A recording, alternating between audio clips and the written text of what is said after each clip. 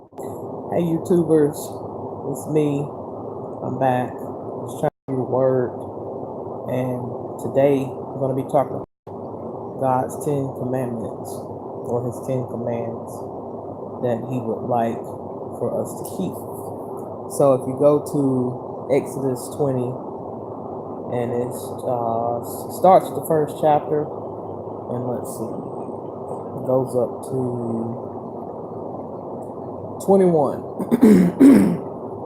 Okay, so I'm just going to read off the 10 Commandments, and I'm going to read from Exodus 20, verses 1 through 21, but I'm not going to read all of them. I'm just going to read the ones that's the commandments. So it says 10 Commandments for the covenant community, and this is coming from, I believe it's a New Living Translation Bible. Okay, so first of all, if you don't know, it's a whole lot of different types of Bibles. Some are easier to read. They put it more in plain language so you can understand. And I had to get this one because, like, the King James Version is a hard read to me, but they have easy readers like this one. The KJVER is an easy reader. Somebody said KJV3. I looked for that one. I went to the bookstore, but I didn't see it. So I ended up with this one, which is, show it to you. See it? And it's Holy Bible. It was only $15.99. And see the name of it. So it's Holy Bible, New Living Translation. What's it say? I don't know what this says. Let's see. I don't have the lights on, so I really can't see what it says. Tending or something. So just a moment, I just lost my page. Okay, I'm back. So I'm on in this book, Exodus 21. I'm sorry, Exodus 20. And I'm going to tell you what it says. It says that God gave the people all these instructions. And His commandments are instructions. It's a command from God. And it's, it's something that He wants us to keep. So I am the Lord, your God, who rescued you from the land of Egypt, the place of your slavery. You must not have any other God but me. So that's one. Like idolatry. I know you've heard of it, like worshiping money, gold, like just anything that you just worshiping and in love with, and it's above Him. So it's like worldly things. Some people actually worship other gods in different religions. But here's what He says. I'm sorry. I don't know what's wrong with my throat. But it says, sorry, you must not have any other God but me. You must not make for yourself an idol of any kind or an image of anything in the heavens or on earth or in the sea. So that pretty much covers everything: land, sea, sky. I mean, not much left. You must not bow down to them or worship them. For I, the Lord your God, am a jealous God. So He's saying He's jealous when you pay attention to something else more than Him. It can be money or anything that you worship. Okay. He's putting all your time in, your faith, your trust. You just bout that. Okay. Um, he says He's a jealous God who will not tolerate your affection for any other gods. I lay the sins of the parents upon their children. The entire family is affected, even children in the third and fourth generation of those who reject me. But I lavish unfailing love for 1,000 generations on those who love me and obey my commands. So just that verse right there is powerful. It shows you how deep it is. You see what I'm saying? Like he said he gets it for what, the third and fourth generation if you got other gods in front of Him. Okay. But if you lavish love for Him, thousands of generations will be loved by Him. Okay. So you give Him love, He give you back if you don't put no other gods and no other idols before Him. if you don't, he said he lay it on you. Third and fourth generation, those who reject him. So that's deep. How many people in the flesh, human beings, even talk like that? Like, yo, if you don't get with me or take me serious, then that's on your third and fourth generation. You know what I'm saying? Like that's some deep stuff. But if you do, for thousands of generations, on those who love me and obey my commands, I lavish unfailing love for them. So that's deep. Only God can talk like that, right? That's deep. Okay. So obey my commands. This is his instructions, a command, a commandment, whatever. He's saying, obey my commands. Okay, so this is his instructions, okay? You must not misuse the name of the Lord your God. The Lord will not let you go unpunished if you misuse his name. That's one. Now, people be cussing and saying GD and all that. I don't really have much information on that one, so we're going to skip that one. I mean, it's important, but I really don't know about that one because I don't have information about it and I don't want to mislead you, give you the wrong info. Okay, so we'll come back to that one later at another date. Another time, we'll discuss that by itself because I'm not for sure about it and I don't want to tell you incorrect info. Exactly what that means. I don't know if it means if you cussing with his name or you lying on his name or you rejecting his name. I don't know what that means. Okay.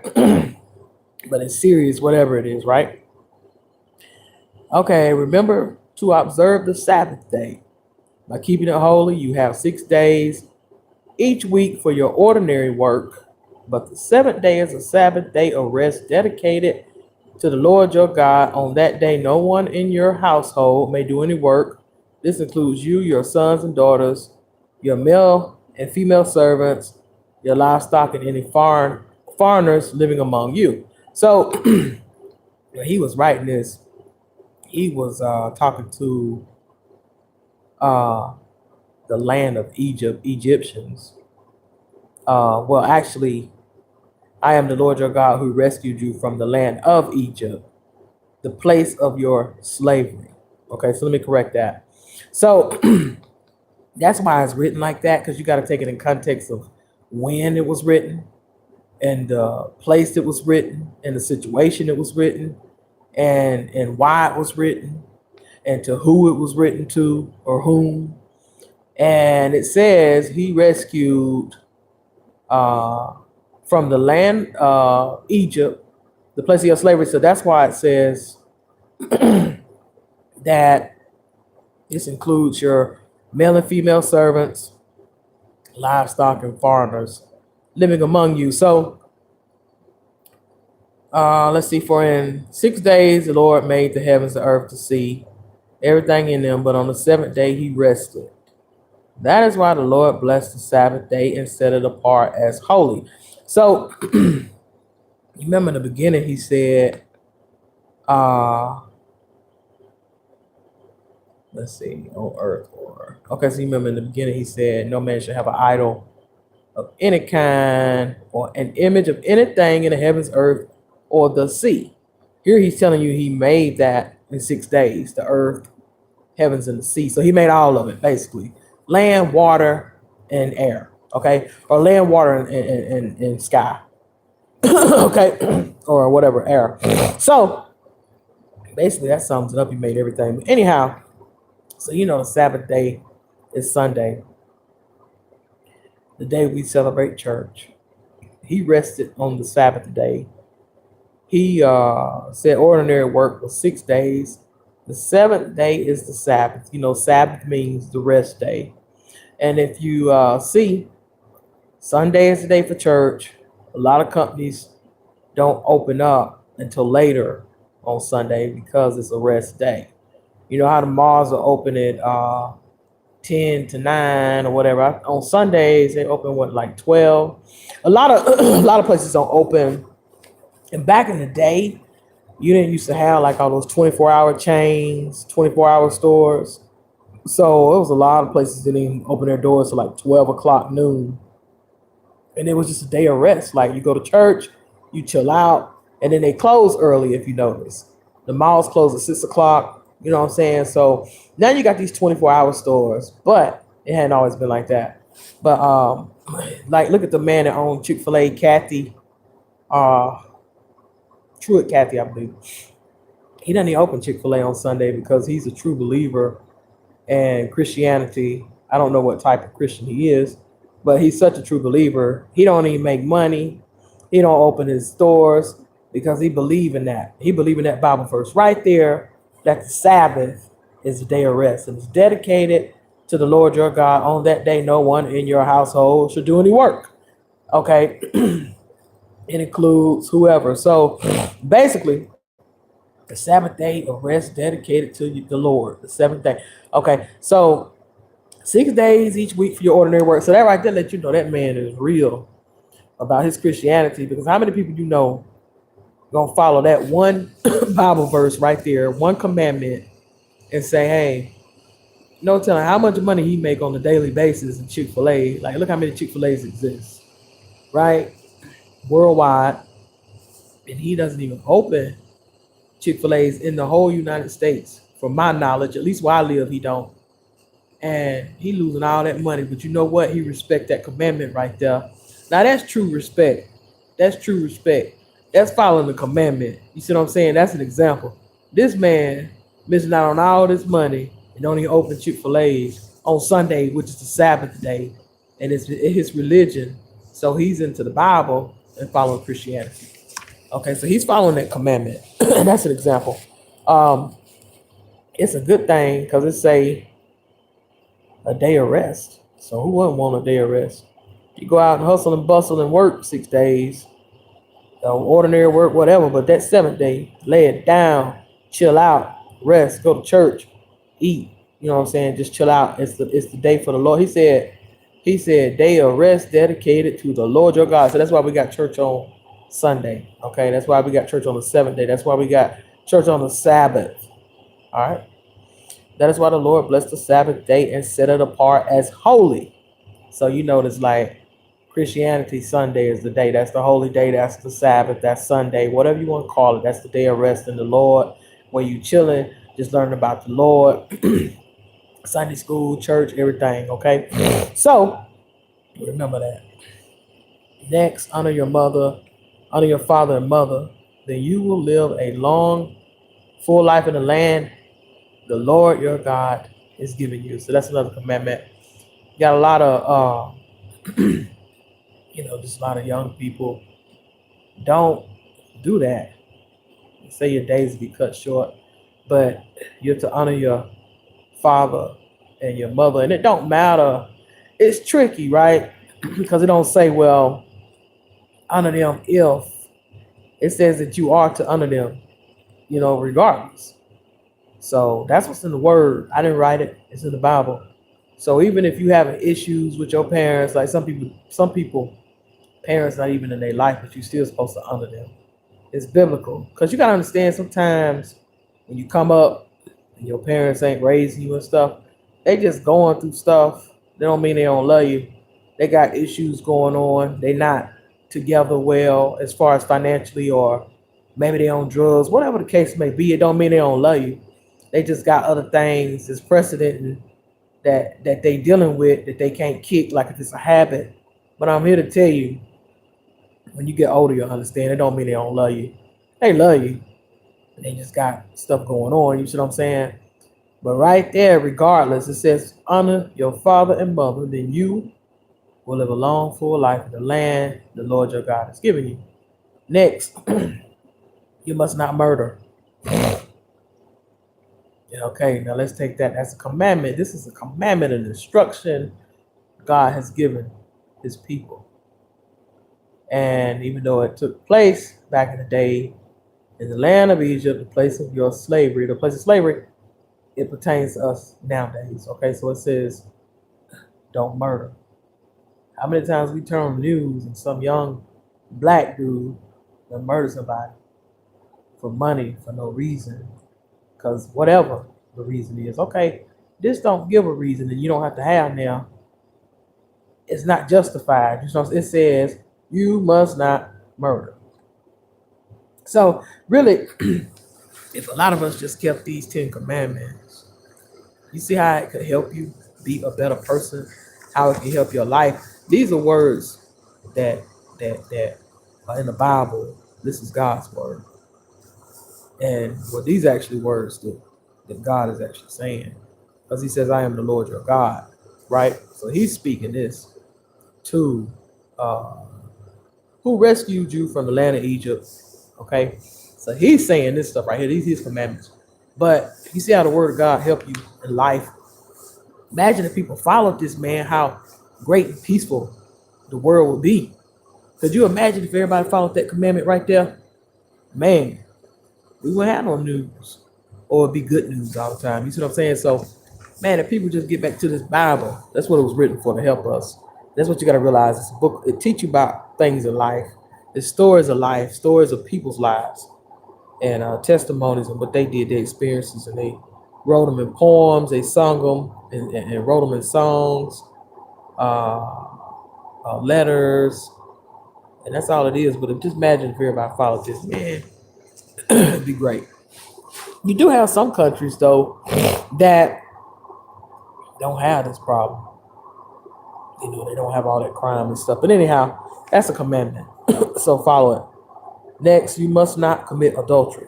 So that's why adultery is such a big deal. Some people be like, I cheated on my wife, I cheated on my husband, whatever. You know, it's in the Bible, it's biblical. That's why adultery is a big deal. Because marriage is biblical. Marriage is of God. That's why you gotta get somebody ordained to marry. It's a biblical thing. It's a thing of God, right? So when you break that, that's biblical as well as of God, which is what, you know, committing adultery is. So that's why it's a big deal. It's a union. When you commit adultery, you break in the union. And it's a deal to God. I mean, it's got to be a big deal because check this out. It's one of his instructions, one of his commandments, okay? All his biblical verses in his word is necessary and important, but this is a commandment and instruction, okay? So you must not commit adultery. So I understand when guys hold out, I'm not ready to get married. It makes sense to me when they hold out, because when you get married, it's a ordained thing. It's biblical and it's blessed by God, okay? You must not steal. We know what stealing is. So he's just saying don't do it. You know, get out and work. Get out and get your own money. Don't steal. How many times we watch the news, some type of theft going on, right? Don't steal. He'll make a way for you. Pray. Ask him to help you. But he's just saying, you know, you must not steal. So you have to get to that point in your life. Hopefully you're already there. And you never had to get to that point because you came that way from day one. But it's right there in the word. I mean, shoplifting, theft in any kind of way by conversion, auto theft, theft by taking, theft by receiving, whatever. It just say you must not steal. Okay. Clear, simple to put. He didn't put theft by receiving or theft by convert. He just put you must not steal. Okay. So theft is theft. It don't matter if it's petty, big, larceny, whatever, right? You must not testify falsely against your neighbor. I don't really know what that means, to be honest. I'm assuming you must not lie against your neighbor. I don't know what your neighbor is. We'll have to get back to that one because I don't know if that's just saying your friend or somebody close to you, somebody next to you. I don't know. Okay? Because we'll get back to that one and we'll dedicate another Bible study or lesson on that. So that is actually Exodus 20, 16. You must not testify falsely against your neighbor. Telling lies, okay? Your neighbor, I don't know who that is. That's why I said we'll come back to that one. I don't want to tell you nothing wrong. 17, you must not covet your neighbor's house. You must not covet your neighbor's wife, male or female servant, ox or donkey, or anything else that belongs to your neighbor. So this neighbor thing is a big deal. I don't know nothing about that. If that's like your actual next door neighbor or what, so we don't get into that. Any neighbor or is it a friend? I don't know. So I ain't looked it up. Okay, we'll get back to all this neighbor stuff later. So I don't tell you the wrong info, okay? When the people heard the thunder and the loud blast of the ram's horn, and when they saw the flashes of lightning and the smoke billowing from the mountain, they stood at a distance, trembling with fear.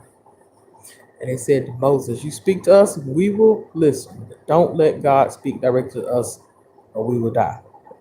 "Don't be afraid," Moses answered them, "for God has come in this way to test you, and so that your fear of him will keep you from sinning."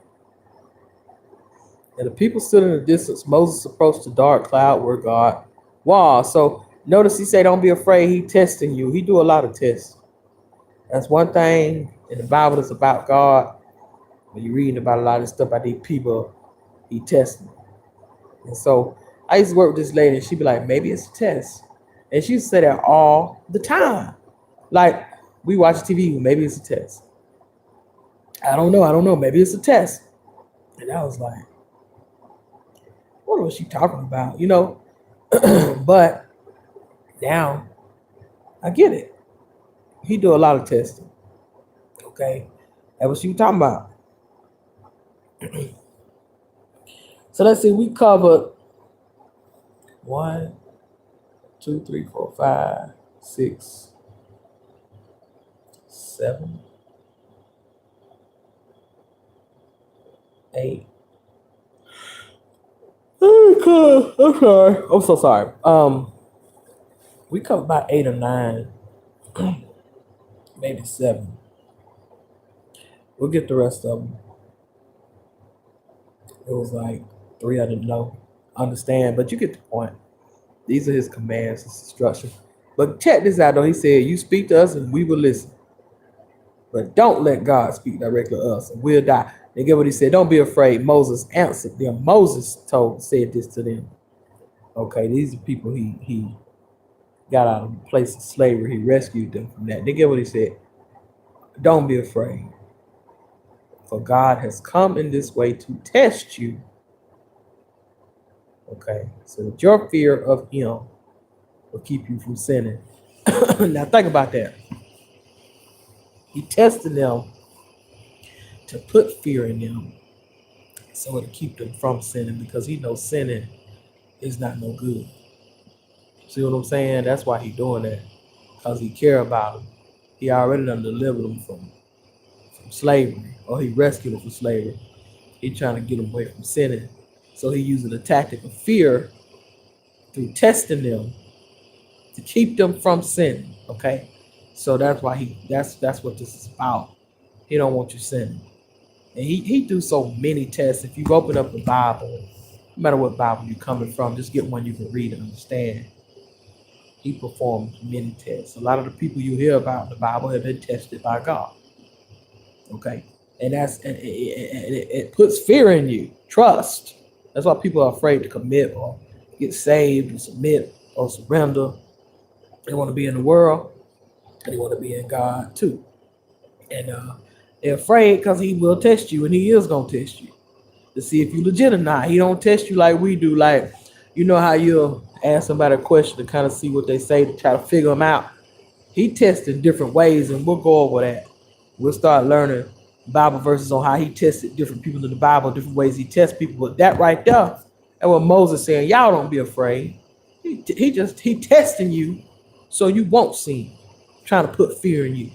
Okay, so he does a lot of tests. Like I said, that lady said, maybe it's a test, maybe it's a test. Maybe it's a test, I don't know. Maybe it's a test. She said all the time because she knew from dealing with God. He tests a lot. Okay. And like a lot of people fear it, that's why they don't want to commit. Follow the Bible, follow the commandments, read the Bible, get biblical, get a relationship with God, go to church, whatever. They don't get deep because of fear. Right? It's a test. But in this situation, he was testing these group of people that he rescued from slavery to put fear in them so they wouldn't sin. Okay, so it's a good purpose, right? You don't need to be sinning, because out of the commandments we just talked about, what if people did those nowadays? Like, the world would be such a better place. I mean, could you imagine? Just those few verses we talked about. If everyone did that, or most, it'd be such a better place. So you see how the world, what's good is biblical. You know, good Samaritan or a good deed, good works. Like even on the news, they'll talk about people doing good things. Like, oh, well, this person helped this person, or this person went and saved the whales, or whatever they're doing. Is a good deed, right? It's all biblical, really, because it's not like it's the Bible verse, but it's teaching good, it's doing good. You see what I'm saying? That's what this represents. He's saying, no, don't go and do this instead, and follow my instructions, because he's telling you that stuff will help you.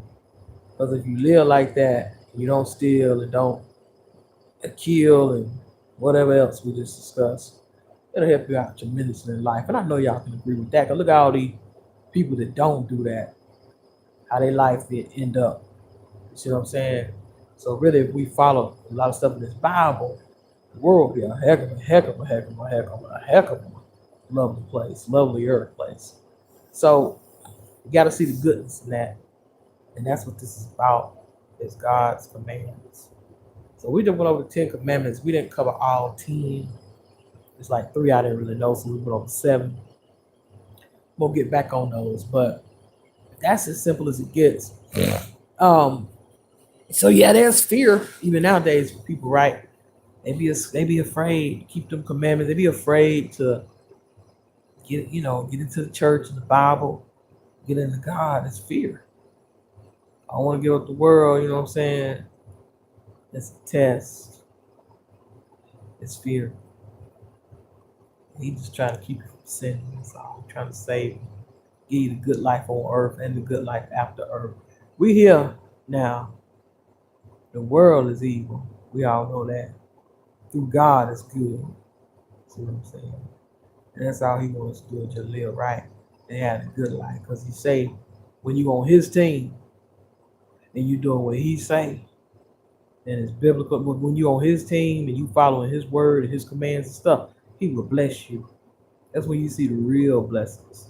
Blessings you ain't ever seen in that magnitude or that plentiful of bounty. You see what I'm saying? Is when you down with him like that. Like you rocking with him, you rolling with him. That's when he come in. Like he said, be a part of his family. See what I'm saying? Like what's it called? BMF, Big Beach family, but the God's family. He said, be down with this family of mine. Whoever's in it is real and legit. So you got all kinds of people, preachers, pastors, preachers, whatever, Sunday school teachers, whoever down with God, right? And he said, be a part of this family. Let's keep it real.